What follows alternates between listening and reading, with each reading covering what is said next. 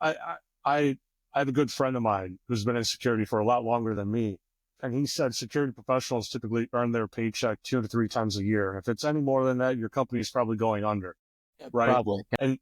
And he literally explained it like this: the security people are typically the most skilled people in the IT organization, because you could take a security guy and put him on a systems team or a networking team or a cloud infrastructure team, and it may be a little bit difficult. It may be a little bit slower, for the result, right? For a couple of weeks, but eventually they're going to pick it up pretty quick, and they're going to get into that flow, and they'll understand what's going on and whatnot.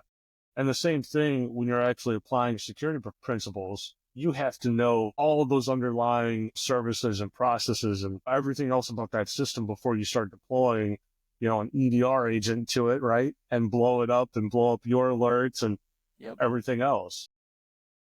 Yeah, it makes sense, man. You brought up something very, very keen, is that cybersecurity professionals are very adaptable, and I think that's very needed. The other thing is it takes a little bit of time. I'm noticing cybersecurity, especially senior cybersecurities, the CISOs, like I'm a CISO myself, we're finding ourselves in more of a product security mindset.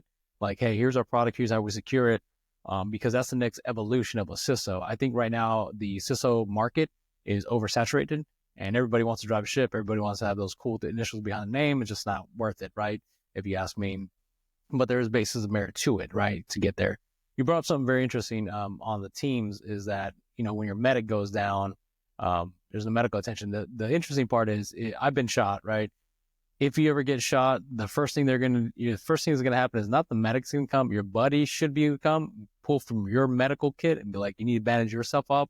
I got to lay down suppressive fire and get in the fight. And it's funny because everyone's like, well, where's the medic? I'm like, dude, we're all busy in the firefight. You got to get yourself, buddy. So, Right. yeah. Yeah. It's interesting, man. It's a fascinating other side of the world for me, at least, right? When you start diving into that kind of mentality and whatnot. But, Right. like what you said, right? Everyone wants to be a CISO now. And I think that they see these big paychecks and that's what they Artist. want, but they don't see the risk. They don't see the sleepless nights. They don't see all, all the nuances that there are to the job, right?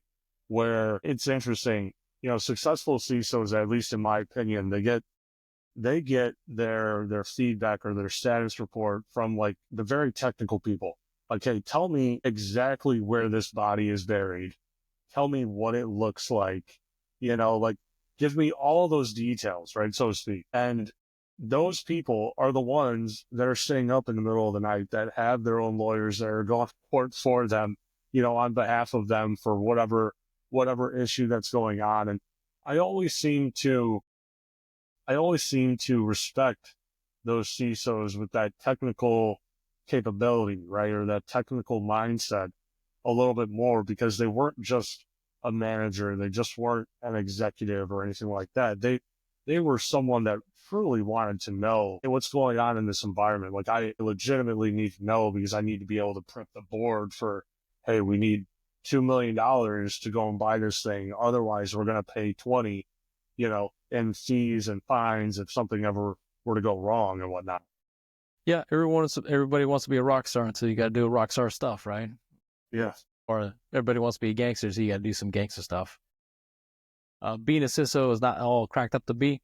I highly recommend that you do something I think everybody should be a CISO, just so you get the expertise that you need and experience, and then realize that you don't want to do it. So, Yeah.